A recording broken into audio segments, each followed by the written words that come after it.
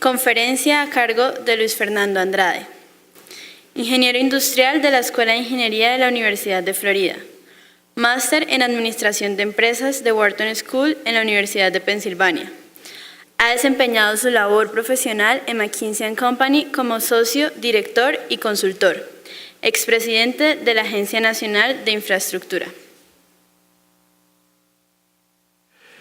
Sí, entonces les comentaba que hemos tenido pues unas ponencias muy interesantes, una por parte del profesor Peña Mora, que nos habla de cómo se cumplen objetivos simultáneamente en Nueva York, luego la presentación del profesor Policer sobre cómo se trabaja el impacto social, y tuvimos también la presentación del profesor Moliner de cuál es la mejor forma de contratación para los proyectos.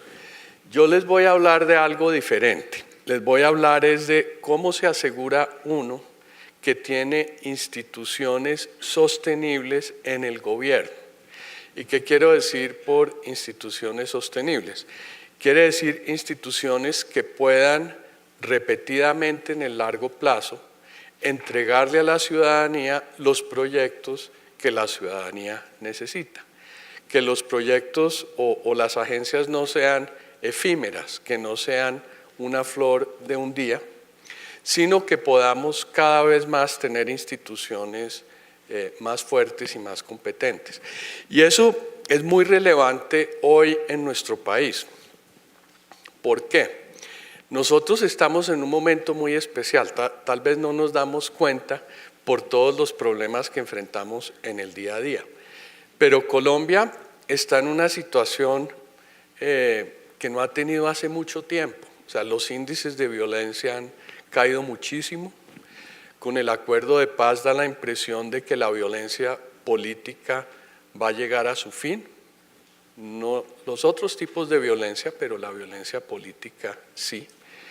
Tenemos una reducción de pobreza muy grande y por el otro lado un crecimiento de la clase media que nunca tuvo Colombia, algo muy importante, que da la potencialidad de tener consumo, tener crecimiento económico.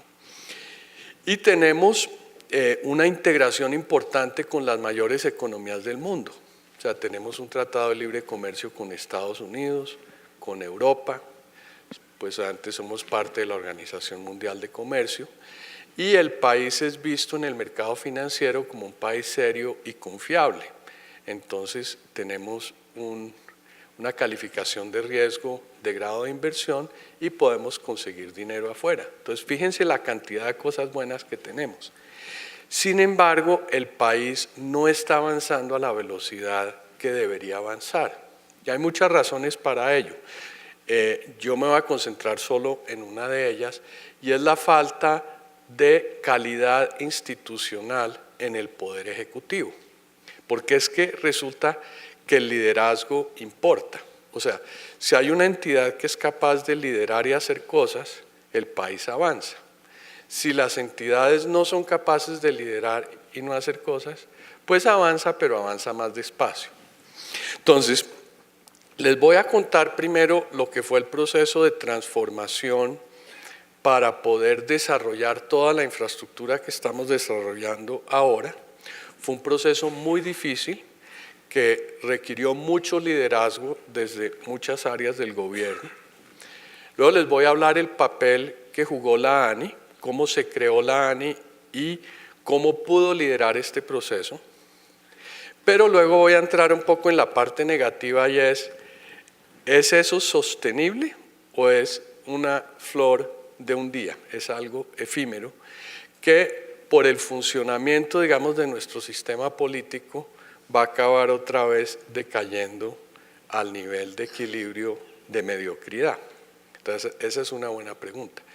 Y la segunda pregunta es, ¿qué podemos hacer con base en aprendizajes de otros países y de ejemplos aquí en Colombia para asegurarnos que sí tengamos esta sostenibilidad institucional a largo plazo? Entonces, esta es la forma en que está estructurada la presentación. El primer punto es cómo se logró acelerar el desarrollo de infraestructura en el país en los últimos años, qué rol jugó la Agencia Nacional de Infraestructura en esto, cómo el concepto, la mejor palabra que pude encontrar, aunque no he estudiado ciencias políticas, fue el clientelismo, pero cómo el clientelismo como forma, digamos, de nuestro sistema político genera amenazas a la sostenibilidad de la calidad de los institutos y las agencias, y qué cambios se pueden proponer para que estas amenazas de alguna forma no afecten las instituciones. Entonces, vamos a ir en ese orden. Lo primero es destrabar el tema de la construcción en Colombia fue muy, muy difícil. O sea, la gente se pregunta por qué sí se pudo contratar e iniciar tantas grandes obras en los últimos años y no se pudo antes. Pues no fue por falta de ganas, no todos los gobiernos han querido hacerlo, es porque habían muchos obstáculos. Entonces hubo que ir resolviendo los obstáculos uno por uno. El primero, pues se tuvieron que crear instituciones. Se creó la Agencia Nacional de Infraestructura, se creó la Financiera de Desarrollo Nacional, o sea, un banco de desarrollo especializado en infraestructura, y se creó un comité muy interesante que es para coordinar los proyectos de interés nacional estratégico. Resulta que en Colombia y en todos los países yo creo que es igual, si el Departamento de Transporte o de Infraestructura está construyendo, pero no le colaboran en ambiente, o no le colaboran en la parte social, o no le colaboran en el Ministerio de Hacienda, pues es muy difícil mover los proyectos. Este concepto de los proyectos de interés nacional básicamente es como un filtro que tienen que pasar proyectos muy importantes. En este momento hay como 100 proyectos de esos definidos en Colombia. Y esos 100 proyectos tienen seguimiento directamente desde una oficina en Presidencia de la República. Y cuando se generan problemas de coordinación, desde Presidencia de la República buscan resolverlo. Es algo que parece sencillo y obvio, pero ha sido muy importante en términos de lograr destrabar problemas. Tuvimos que hacer muchos cambios en la ley. Se creó la Ley de Asociaciones Público-Privadas para crear un ambiente más propicio al desarrollo de esta infraestructura. Antes se podían hacer concesiones con las leyes anteriores, pero se dieron muchas fallas en el pasado en esas concesiones. Entonces la idea era modernizar la legislación para facilitar el proceso. Y tuvimos que pasar una ley que se llama la Ley de Infraestructura para romper muchos de los cuellos de botella. En Colombia se nos estaban quedando, por ejemplo, parados proyectos porque no podíamos adquirir un predio. Y era muy difícil legalmente quitarle el predio al propietario. Por ejemplo, si había una red de servicios públicos, normalmente las carreteras generan una franja útil para las empresas de energía eléctrica, las empresas de gas o de agua, entonces ponen su infraestructura allí, pero si uno quiere ampliar la vía, les toca moverse, y muchas veces era muy difícil lograr un acuerdo en cómo se movía esa infraestructura. También había toda una discusión de qué tipo de obras necesitaban una nueva licencia ambiental y cuáles no. Entonces, en esta ley se definió el concepto de mejoramiento. Básicamente, si era mejoramiento sobre una estructura existente que ya había afectado el medio ambiente, lo único que había que hacer era modificar el plan de manejo ambiental, pero no había que hacer todo el trámite de una nueva licencia. Entonces, trabajamos en muchas cosas para remover cuellos de botella, que era lo que frenaban los proyectos antes. Tuvimos que hacer cambios en el sector financiero. ¿Por qué? En Colombia no hay suficiente dinero para hacer proyectos de este tamaño.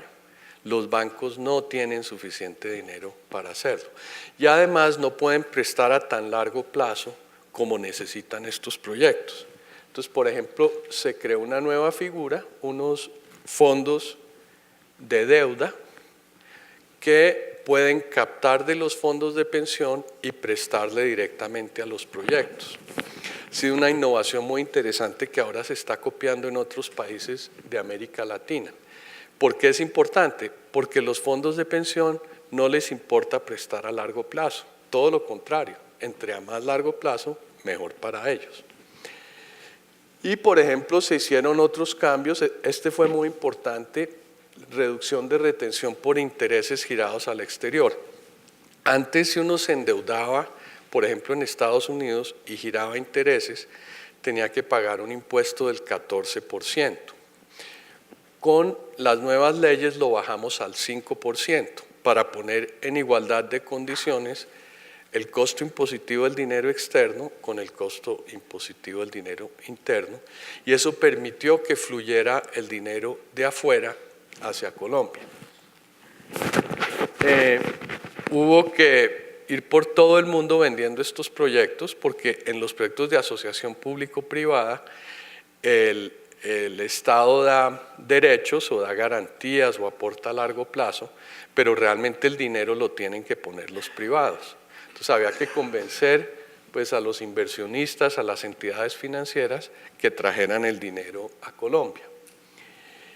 Había que lograr la aceptación de los proyectos a nivel regional. Aquí hablamos del impacto social, el impacto en las economías locales. Pues es imposible hacer un proyecto si uno no logra que los políticos, los empresarios, los agentes sociales le permitan a uno hacer el proyecto como debe ser hecho. Y finalmente pues vienen todas las aprobaciones dentro de la burocracia. Entonces, como pueden ver, esto es un proceso difícil. Este proceso se pudo llevar a cabo de alguna forma por una figura que hoy en día no es bienvenida en Colombia, que es la reelección. O sea, yo estuve 6 años a cargo de esta agencia. Ahora vamos a volver al esquema anterior de Colombia de cambiar gobiernos cada 4 años. Y eso está bien, desde el punto de vista político lo entiendo. Pero fíjense que crea un dilema. Entonces, ¿cómo hace uno para que las agencias y los institutos piensen a largo plazo si se están teniendo cambios de gobernantes muy frecuentes? Ahora, una vez se tuvo ese andamiaje, se aprobó un programa específico muy ambicioso, que fue el programa de cuarta generación, de concesiones de cuarta generación para transformar las vías del país. Y estábamos buscando básicamente 3 cosas. Una es mejorar la competitividad de las vías principales. En general, llevarlo a especificaciones de 80 kilómetros por hora y reducir el tiempo de viaje de un camión en promedio 30%. Y lograr costos de operación vehicular, una reducción del 20%. Estábamos buscando también aumentar el crecimiento económico. El impacto de estas inversiones es muy grande, es alrededor de 13 billones de pesos por año entre el año 2017 y 2021. Entonces eso mueve la economía y genera pues efectos de conexiones de industrias. O sea, si la construcción se mueve, pues mueve el acero, mueve el cemento, mueve otro tipo de industrias. Y Planeación Nacional calculó que si volvíamos el país más competitivo, o sea, se reducía el costo de transporte y se podía mover la mercancía más rápido, el país podría crecer 0.7% más a largo plazo como resultado de este programa. Y finalmente, reducir la tasa del desempleo en 1%. Este programa en el pico de la construcción genera 100.000 empleos permanentes o durante la construcción y otro tanto de empleos indirectos, o sea, compañías de transporte, de alimentación, de todo tipo de cosas que apoyan al constructor. Si no fuera por este fenómeno, hoy en día la tasa de desempleo en Colombia estaría creciendo bastante. Fíjense que a pesar de que la economía se desaceleró, seguimos manteniendo unos índices de desempleo por debajo del 10%, que eso pues en Colombia es una buena tasa. Si este programa no se hubiera iniciado, con seguridad ya estaríamos por encima. Y esto se contrató ahí vemos el mapa del país, cómo esto básicamente cubre las principales troncales del país. Se fue adjudicando en grupos, primero la ola 1, luego la ola 2, en la medida que los diseños se iban terminando. Pero en la ola 3 el país se quedó sin dinero. Ahí fue que cayó el precio del petróleo y los aportes que podría hacer la nación se disminuyeron. Por eso pasamos a depender mucho más de lo que llamamos proyectos de iniciativa privada. La ley permite que los privados traigan proyectos siempre y cuando no le pidan recursos al Estado, y ya se aprobaron 11 de esos proyectos y 4 estaban en el COMPES original de 4G.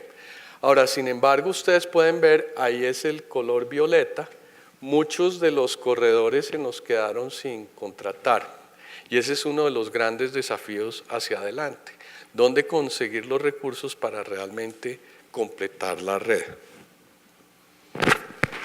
Ahora, ya la aceleración en la inversión como resultado de esto es bastante obvia.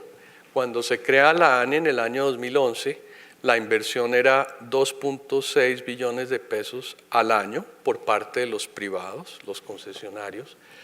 Ya el año pasado fue prácticamente el doble, 5 billones de pesos, y este año la meta es llegar a 7.1 billones de pesos, o sea, casi 3 veces lo que invertían los privados en el año 2011. Para los que vienen de afuera, 7.1 billones es como 2.5 billones de dólares, más o menos, ¿no? Ese es el nivel de inversión anual que están haciendo los concesionarios en carreteras. En este periodo pues invirtieron 23 billones, se construyeron 1.400 kilómetros de nuevas vías.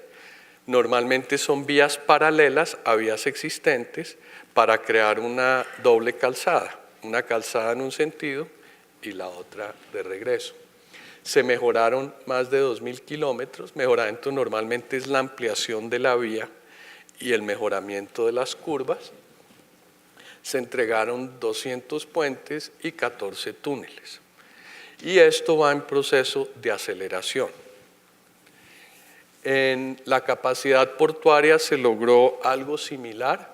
Esta es la cantidad de toneladas de capacidad instalada en Colombia, en carbón, hidrocarburos y contenedores y carga general. Y vemos unos aumentos que en algunos casos superan el 50% de capacidad en un periodo de tiempo relativamente corto, en un periodo de 7 años.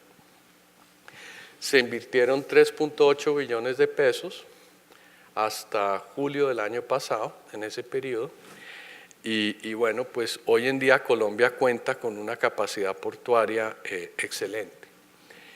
En aeropuertos también ha habido una inversión muy grande. En este periodo se han invertido 2.9 billones de pesos en las concesiones aeroportuarias, y miren lo que ha pasado con los pasajeros. Estas instalaciones han tenido que expandirse y crecer mucho, porque en el año 2010 se movían 20 millones de pasajeros origen-destino y el año pasado se movieron 35, casi el doble. Entonces, de nuevo se han hecho grandes inversiones para lograr mantener el ritmo. Entonces, fíjense que se logró dar un cambio de dirección que está generando resultados para el país. Ahora, la pregunta es cómo se lideró ese cambio, qué fue lo que hizo la ANI en ese periodo y cómo nos aseguramos que una entidad como la ANI lo pueda seguir haciendo, pero además que las otras instituciones, agencias, institutos del país puedan seguir un ejemplo similar. Entonces, pues la ANI comenzó colocando una visión muy ambiciosa. O sea, cuando se crea, nos sentamos y decimos, bueno, ¿qué es lo que queremos lograr? Y hicimos una visión a 10 años. Y la visión era que para el año 2021, la infraestructura de transporte de orden nacional estaría entre las 3 mejores de América Latina.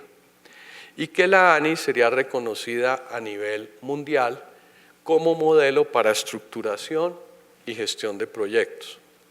La segunda parte de la misión ya se logró y se los voy a mostrar ahora. La ANI es el ejemplo que se está usando hoy en día en América Latina por el Banco Mundial, por muchas instituciones, de cómo se deben hacer las asociaciones público-privadas. Todavía no hemos llegado a la primera parte, el programa está en construcción, pero si se logran sacar adelante todos estos proyectos que están en construcción, yo creo que para el 2021 sí vamos a tener un sistema de carreteras, de puertos y aeropuertos comparable al que tienen México y Chile, que son los dos países que mejor infraestructura tienen en América Latina. Pero se arrancó pues con una ambición muy grande.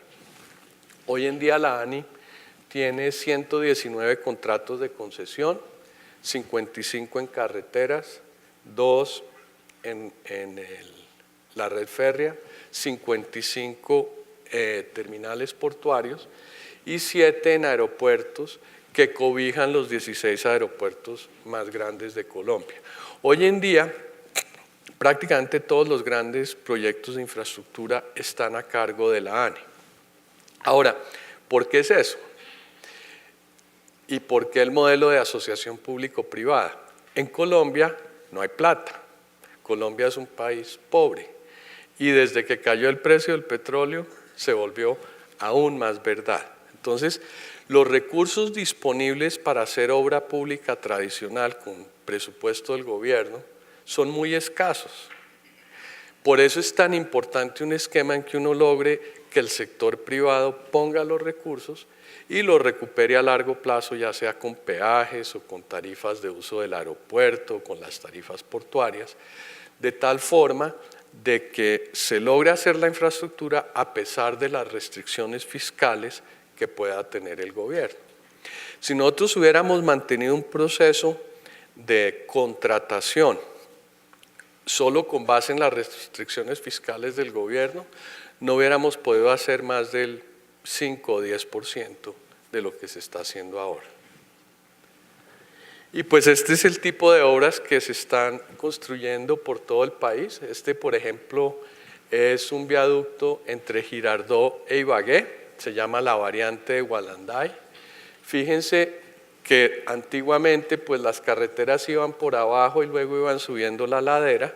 Las nuevas carreteras que se están haciendo ahora buscan hacer las vías lo más rectas posibles para disminuir distancia y poder tener una mayor velocidad de operación. Se está tratando de revivir el tren. Este, por ejemplo, es el tren de La Dorada a Santa Marta, que dejó de operar hace mucho tiempo, y ahí tenemos una compañía inglesa del Reino Unido que le está apostando a recuperar ese corredor férreo y poder mover otra vez contenedores desde La Dorada hasta el Caribe. Este es un terminal impresionante, un terminal portuario nuevo en Buenaventura, que se entregó hace unos meses. Los inversionistas son empresas de Singapur y Filipinas y le están apostando al comercio de Colombia con la cuenca del Pacífico. Y miren pues el tamaño de ese puerto. Obviamente hay un tema de perspectiva, pero comparado con el que está al fondo, que es la tradicional Sociedad Portuaria de Buenaventura. O sea, este es el tipo de cosas que se están entregando y se están construyendo gracias al capital privado y gracias a que se logró montar un esquema que permite el desarrollo de estos proyectos. Bueno, y el que ustedes más usan y más conocen, el Aeropuerto El Dorado. Tal vez ya se les perdió la memoria de lo que era el Aeropuerto El Dorado hace 6 años, pero yo sí me acuerdo muy bien, yo viajaba mucho en ese entonces. Me acuerdo, por ejemplo, la fila de entrada en migración, la claustrofobia que sentía uno en ese pasillo, ¿no? Y yo soy pequeño de estatura y sentía claustrofobia. Imagínense alguno de ustedes cuando entraba a Bogotá con menos oxígeno en semejante forma que lo recibían a uno. Hoy en día es uno de los aeropuertos más modernos de América Latina. Ha ganado ya el premio por ser el mejor aeropuerto de Sudamérica Y lo estamos expandiendo con dinero privado, porque ha sido tal el crecimiento de pasajeros que pues la infraestructura original no aguantó. Entonces, eso es todo lo que se ha podido hacer gracias a estos nuevos esquemas y el liderazgo pues, de la Agencia Nacional de Infraestructura. La ANI se organizó muy bien. Aquí está el mapa de procesos de la ANI, pero ahí yo pues saqué mi antigua experiencia como consultor. Yo trabajé 25 años en una firma de consultoría de temas estratégicos y organizacionales. Entonces nos aseguramos que teníamos, como íbamos a arrancar de cero, de que íbamos a hacer una agencia que funcionara como un relojito, y así se hizo. También se montó un esquema de toma de decisiones muy importante, porque fíjense que aquí siempre la gran preocupación son las arbitrariedades y la corrupción. Entonces, si uno tiene contratos de semejante tamaño, el contrato promedio aquí en dólares americanos es de 400 millones de dólares, el contrato típico. Eso pues en pesos es 1.2 billones de pesos. Y son contratos que por su naturaleza se tienen que modificar, se tienen que adicionar, se tienen que negociar. Entonces, ¿cómo hace uno para que en ese ambiente no haya corrupción? ¿O cómo uno la limita lo mínimo posible? En la ANI lo que se montó fue un esquema bastante complejo de niveles de aprobación. Todo tiene que arrancar de la interventoría, de una opinión independiente, de una firma de ingeniería independiente sobre la conveniencia o no del tema que está en cuestión. Luego, eso sube a un equipo de supervisión. Antiguamente en el INCO, cada contrato tenía un supervisor, que era el ingeniero. En la ANI hay un equipo que el líder del equipo es el ingeniero, pero en ese equipo están también el de finanzas, el de riesgos, el jurídico, que además reportan a otras áreas de organización. Entonces, ellos tienen que llegar a un consenso como equipo de supervisión de que es conveniente proceder en cómo se quiere proceder. Y si alguno de ellos dice que no, pues entonces hay que entender por qué no y ver si se puede tomar una decisión. Una vez el ingeniero independiente, o sea, la interventoría y el equipo de supervisión está de acuerdo, todas las áreas funcionales tienen que dar su aval. Entonces el área jurídica tiene que decir estoy de acuerdo con lo que se está haciendo. El financiero dice estoy de acuerdo con lo que se está haciendo. El de ingeniería dice estoy de acuerdo. El de riesgos dice estoy de acuerdo. Y solo cuando todo eso se ha cumplido, llega a la instancia donde se toman las decisiones, que según el tema es el comité de contratos o el comité de conciliación. Ahí el presidente es uno de los miembros, pero no es el único miembro, es básicamente la cúpula de la organización. Esto es muy importante porque eso es lo que evita que en la ANI se tomen decisiones arbitrarias y hace muy difícil que si se tuerce una persona o inclusive se tuerzan dos, se pueda afectar una decisión. Es verdad que es un proceso un poco más lento de lo que uno necesita en algunos momentos, pero eso es lo que le da la tranquilidad al país, a la ciudadanía y a los mismos concesionarios de que las decisiones cuando se toman están bien tomadas, están bien hechas. Ahora, en todo este proceso, pues la ANI tuvo que ejercer un rol de liderazgo muy importante. No era solo definir la visión y no solo era decir tengo que cambiar todas estas leyes, pero había que entenderse con todo el mundo. Pues los liderazgos políticos, empresariales y sociales son los que al finalmente determinan si se pueden pasar leyes o se pueden conseguir presupuestos. Los inversionistas y concesionarios, si no están convencidos de que es un buen negocio, no vienen. Y las entidades financieras, pues si no están convencidas de que el esquema va a funcionar, no prestan. Entonces, fíjense lo difícil el proceso de liderazgo, ¿no? Yo le pedí hace unos días a mi antigua secretaria de que me hiciera una lista de cuántas personas atendí en un periodo de 2 años. y eran más o menos 300 personas en el mundo político y de funcionarios públicos y alrededor de 2.000 personas del sector privado, porque si no, uno no logra generar este consenso para que hayan suficientes participantes y los proyectos salgan adelante. En la ANI se tuvo mucho cuidado de tener transparencia para darle también garantía a todo el mundo de que las cosas se estaban contratando bien. Entonces, lo primero es que se estandarizaron los pliegos para que no se diera el fenómeno de que cada licitación era hecha para favorecer a alguien. Entonces, todos los pliegos eran estandarizados y se le pidió a la Procuraduría que nos acompañara y estuviera presente en todas las audiencias. La ANI fue la primera entidad del mundo en implantar un mecanismo que se llama denuncias de alto nivel, que fue recomendada por la Organización para Cooperación y Desarrollo Económico, OCDE, para garantizar la transparencia. ¿Qué es este mecanismo? Es un grupo de expertos que trabajan fuera de la entidad, en este caso en Presidencia de la República, y si algún participante en la licitación se estaba sintiendo incómodo en cómo se manejaba la licitación con las reglas del juego, podía ir a quejarse a esa instancia. Y esa instancia tenía el poder de hacerle recomendaciones a la ANI, a la entidad contratante. Esto lo que hizo, el tener reglas del juego muy sencillas y con garantías de transparencia muy grandes, fue que permitió que mucha gente participara. Muchas firmas digamos de los países desarrollados no quieren venir a países como Colombia en el sector de la construcción.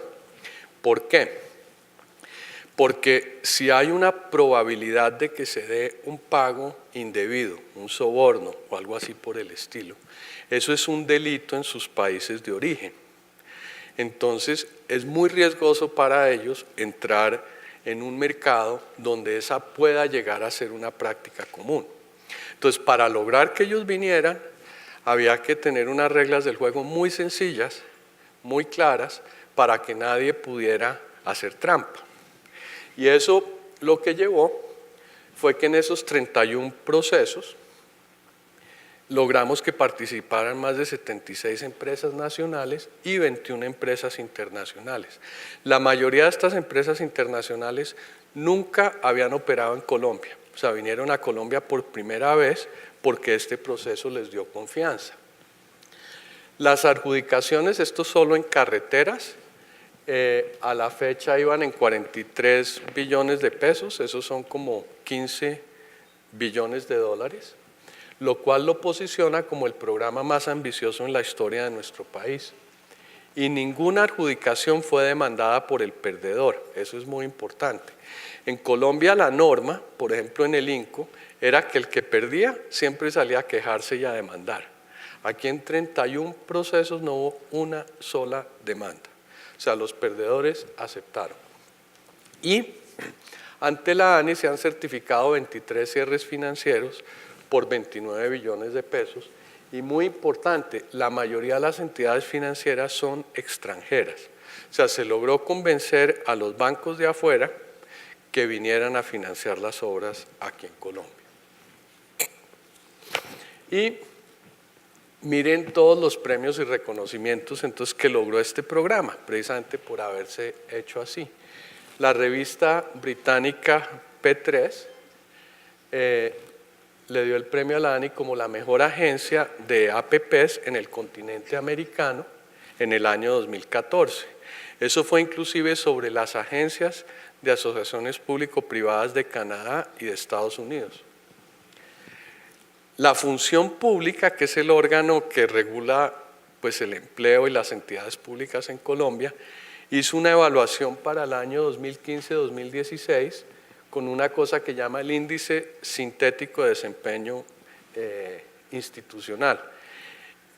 Estudió 72 entidades, ministerios y agencias que reportan a ministerios. En esa la ANI fue la mejor entidad de todo el país, la mejor entidad del sector público en Colombia. La revista británica P3 nos dio de nuevo un premio por el segundo mejor proyecto de carreteras en el 2016. Latin Finance le dio el mayor número de premios a las empresas que están en 4G por sus estrategias de financiación. Y hace unos meses Infrastructure Journal Global le dio el premio a la ANI sobre la mejor entidad otorgante de contratos de APP en América Latina. Entonces, fíjense por qué les cuento esta historia. Porque se logró hacer una transformación, se logró crear una entidad que por lo menos desde organismos independientes y profesionales funciona supremamente bien. Entonces, la pregunta es, ¿cómo hace uno para que eso se mantenga en el tiempo? Y no solo eso, ¿cómo hace uno para replicar eso en otras entidades? Por ejemplo, el INVIAS, la Aerocivil o el Instituto de Bienestar Familiar o tantas agencias e institutos que tenemos en Colombia. Y ahí viene un tema que, digamos, puede sonar feo y perdónenme que venga aquí a hacer críticas, pero lo hago más en el ánimo de describir un problema y presentar una solución. Pero en América Latina, desafortunadamente, el sistema democrático que tenemos, la mejor forma de describirlo es como un sistema clientelista. Es un sistema, para los que están en la escuela de gobierno aquí presentes, que no responde necesariamente a las necesidades de la gente, sino los políticos responden a necesidades de ciertos grupos de interés que llamamos en esta ocasión clientes, ¿no? Entonces, ¿cuál es el problema del clientelismo en este tipo de entidades? Y es que se puede generar un ciclo vicioso. Ahora, esto no se da en todos los casos, ¿no? Esta es una descripción general, no es una acusación. En la ANI, en mi opinión, no se dio, pero hay entidades en que sí se da. Entonces, ¿cómo ocurre este proceso? Lo primero es que los partidos políticos, cuando hacen un acuerdo de gobierno, se reparten los ministerios y las entidades. Entonces dicen, bueno, al Partido Conservador le toca tal cosa, al Partido Liberal le toca tal otra. Es así como se hacen las alianzas políticas. Luego, una vez un partido, digamos, se le asigna una entidad, los políticos de ese partido comienzan a nombrar personas en las posiciones de liderazgo de esa entidad. Eso es lo normal en Colombia. Luego aparecen los intereses de los clientes. Pueden ser contratistas u otro tipo de clientes que quieren algún beneficio de esa entidad, ven un beneficio en su relación con ella. Y comienza el proceso de favorecimiento a clientes y aliados. Ahora, esto se podría parar si los entes de control fueran efectivos, pero no son efectivos porque desafortunadamente los entes de control sufren el mismo ciclo. O sea, los entes de control también tienen, digamos, reparticiones por partidos políticos, también tienen procesos de nombramientos de apadrinados políticos y su capacidad entonces de actuar es limitada. Entonces, esta es la amenaza, por ejemplo, que se cierne sobre todas las agencias e institutos en Colombia. Entonces, ¿cómo hace uno para evitar que esto pase? Y un tema también que es complicado aquí es que los entes de control son parte del problema y les cuento por qué. Cuando uno tiene en un sistema, ustedes que estudian estadísticas, uno tiene dos tipos de errores, ¿no? Está el error alfa, que es identificar lo que toca identificar. Entonces, en este caso, es que los entes de control han aumentado efectivamente su capacidad de encontrar irregularidades o actos de corrupción.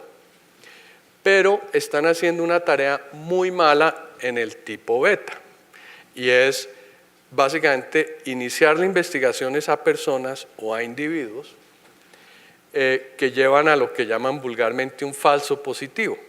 Entonces, los empleados públicos viven aterrados, viven muertos del miedo, porque en cualquier momento viene la investigación, vienen los problemas, entonces tomar decisiones es muy difícil. Y fíjense que si esto no cambia, nos condena a la mediocridad y a la corrupción. Colombia, ¿saben qué? Colombia es un país mediocre. Esto suena horrible, pero si nosotros vemos lo que ha sido nuestro récord de crecimiento económico, de reducción de la pobreza, de mejorar el bienestar de los ciudadanos, es muy malo. Y no lo digo por 10 años o por 20 años o por 30 años, lo digo hace mucho tiempo, es muy malo. ¿No? Uno ve países, por ejemplo, como Corea del Sur, que en los años 50 era mucho más pobre que Colombia y hoy día tienen un bienestar comparable al de Estados Unidos o Europa. Inclusive en América Latina uno ve países como Chile, que estaban en una situación muy difícil hace 30 años y hoy en día están muy bien. Nosotros no. Y parte del problema es por esto. Fíjense, por ejemplo, que uno en el sector público quisiera tener a las mejores personas. A todos ustedes que están aquí quisieran irse a trabajar en entidades públicas, pero hay miedo al servicio público por parte de profesionales con experiencia y capacidades. Eso a lo que lleva es que los apadrinados políticos sin las calificaciones requeridas sean los funcionarios clave. Eso genera selección adversa. O sea, en vez de coger los mejores, acaba cogiendo muchos malos. Y por causa de los ciclos políticos, yo les hablaba de la reelección la elección cada 4 años, pero en un gobierno de 4 años a los ministros los cambian cada 2 años. Entonces hay una rotación alta en la política que lleva a que los funcionarios tengan un horizonte de muy corto plazo. Ahora, eso en infraestructura es absurdo. Ahí vimos los tiempos que nos estaba mostrando el profesor Molinar en Estados Unidos, de que hacer cualquier proceso de contratación en menos de 2 años es muy difícil. Él hablaba de 500 días, ¿no? Pues si está rotando todo cada 2 años, pues, y no hay continuidad a largo plazo, eso es muy duro para la infraestructura.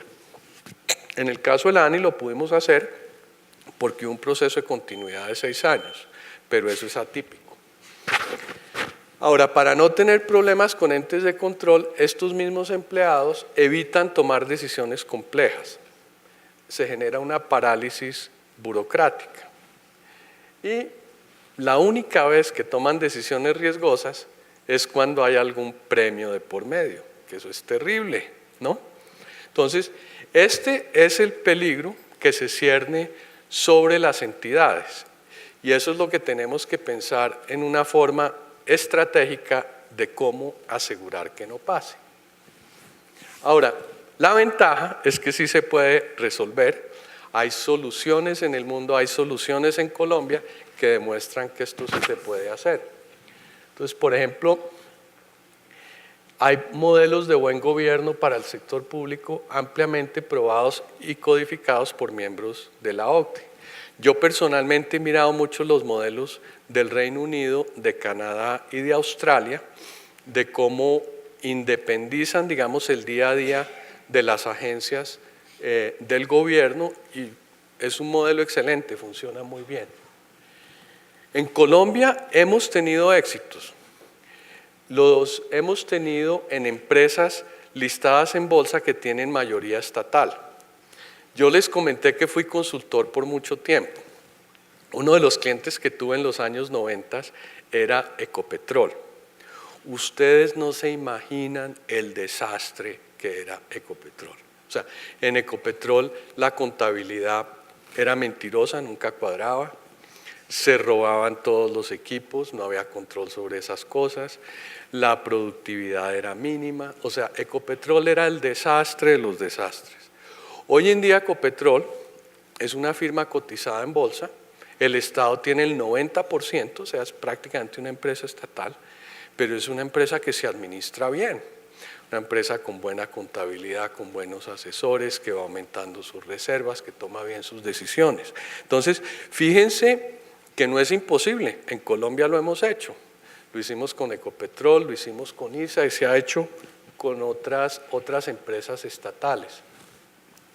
Y como Colombia está tratando de entrar a la OCDE, entonces se ha comprometido aplicar esta metodología a todas las empresas estatales, pero solo a las empresas, a las sociedades anónimas. El problema es que las agencias e institutos no son sociedades anónimas, son entes del gobierno. Entonces, lo que está faltando pues es una estrategia, un compromiso para ver cómo estos principios que han funcionado en algunas de esas empresas estatales las podemos poner a funcionar en nuestras agencias. Y son principios muy sencillos. Esto son principios de buen gobierno corporativo, ¿no? Un tema muy importante es que hayan suficientes miembros independientes en los consejos o juntas directivas, ¿no? Ahí, por ejemplo, es muy importante la presencia de la academia, muy importante la presencia de empresarios sin conflictos de interés.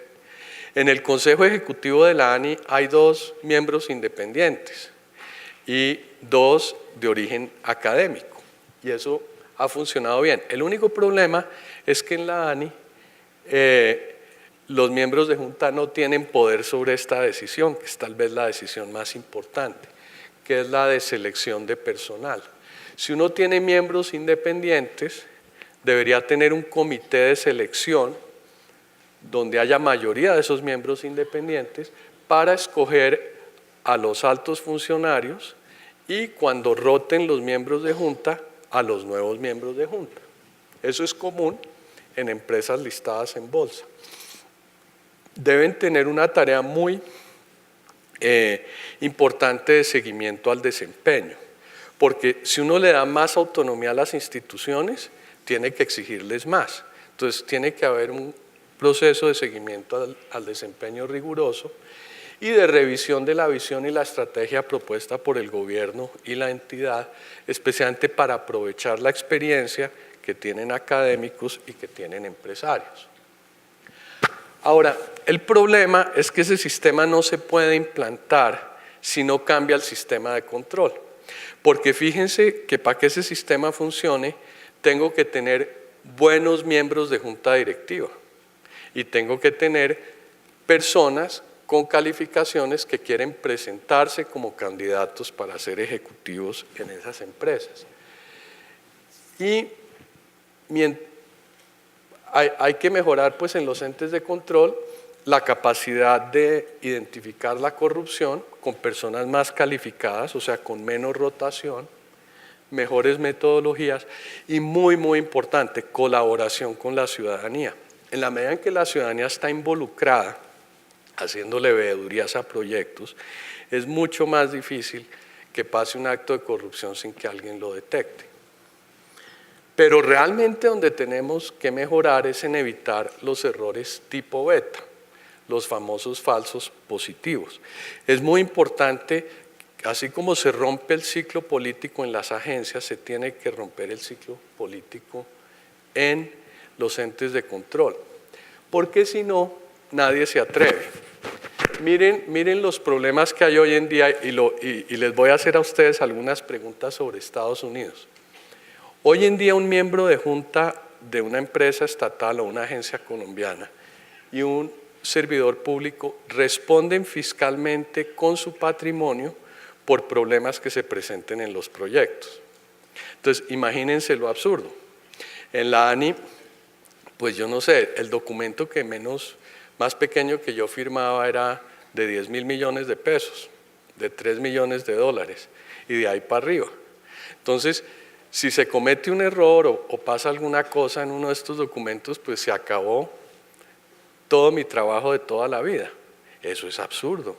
Y así es la ley en Colombia. Por ejemplo, ahora, en estas investigaciones que se hacen sobre Reficar y Ecopetrol, están haciendo responsables solidariamente a ejecutivos y miembros de junta por 4.000 millones de dólares en sobrecostos. Pues claro, nadie se va a acercar al sector público si eso es así. A mí me interesaría saber cómo manejan eso en Estados Unidos, porque los proyectos por naturaleza tienen sobrecostos, tienen problemas, se cometen errores. ¿Cómo se hace para aislar al funcionario público de una acción judicial en contra de la persona? Pero si eso no cambia, no va a ser posible atraer gente para que este sistema funcione. El otro tema también es la tipificación de delitos. Colombia es un país muy burocrático, lleno de reglas. Entonces, ¿cómo hace uno para que un funcionario público pueda tomar decisiones con claridad y no esté sometiéndose a riesgos de nuevo de orden fiscal o de orden penal? ¿Y cómo hacer para que esos riesgos sean asegurables, ¿no? En las empresas que están en bolsa, uno puede ir a una compañía de seguros y comprar un seguro que cubre las acciones del miembro de junta y los principales ejecutivos. Entonces llega a pasar algo, está cubierto. Pero acá, como el sistema pues está tan mal armado, las compañías de seguros no están dispuestas a asegurar esos eventos. Entonces a la gente le toca ir a asumir estas responsabilidades sin seguros. Entonces uno tendría que tener una interacción entre las leyes que limiten mejor las responsabilidades de las personas que vengan al sector público con lo que esté dispuesto el sector de seguros a asegurar. Si no se cumple esa condición, de nuevo, pues muy difícil atraer la gente correcta. Ahora, la ventaja de todo esto es que se puede generar un círculo virtuoso. Si uno sigue esa receta, que fíjense que es relativamente sencilla, no es una receta compleja, es una receta de cómo funciona el consejo directivo de la entidad, cómo se elige a la gente y cómo se delimitan las responsabilidades de los funcionarios públicos. No es algo tremendamente complejo. Ahí lo que uno puede lograr es un alto interés y prestigio asociado al servicio público. Hay países en el mundo donde estos problemas no ocurren y para la gente es un honor ir al sector público. En Singapur, lo mejor que le puede pasar a un muchacho recién graduado de la universidad es ir al sector público. En Francia, lo mejor que le puede pasar es ir al sector público. Inclusive, si ustedes ven ahora el gobierno de Estados Unidos, el gabinete, las personas más importantes, han sido personas que han sido presidentes de empresas gigantescas. Por ejemplo, está el presidente de Exxon a cargo de las relaciones exteriores del país. Pero eso se puede hacer solo si uno crea un ambiente para que ellos puedan venir. Uno puede generar una selección meritocrática si logra que los miembros de las juntas directivas y altos funcionarios seleccionen a la gente por sus capacidades y sus méritos. Y entonces, si aislamos el día a día de la política, de cómo se selecciona y se premia a la gente, comenzamos a reducir la rotación de los empleados, de los funcionarios, y comienzan entonces a pensar a más largo plazo. O sea, si el presidente está pensando a 4 años y el ministro está pensando a 2, lo que hay que asegurar es que la agencia piense a 10 o 20 años. Y esa es la forma de lograrlo. Hay que también minimizar los riesgos de los famosos falsos positivos para que se puedan tomar decisiones complejas. Entonces, en vez de tener parálisis burocrática, uno comienza a tener gente proactiva que busca soluciones a los problemas. Y eso es lo que va a permitir una implantación exitosa de los programas que necesita el país. Y con eso termino, porque yo inicié diciéndoles, mire, en Colombia en este momento estamos en un mundo, no sé si perfecto, pero condiciones que el país no tuvo en mucho tiempo. Bajando violencia, desapareciendo, digamos, el conflicto armado político, tratados de libre comercio con las mayores economías, calificación de grado de inversión. O sea, esas son condiciones para atraer inversión en cantidades masivas. Pero para poder hacerlo, necesitamos que entidades lideren esos procesos. Y para que las entidades lideren esos procesos, tenemos que lograr esto, porque si no, vamos a perder la oportunidad. Muchas gracias.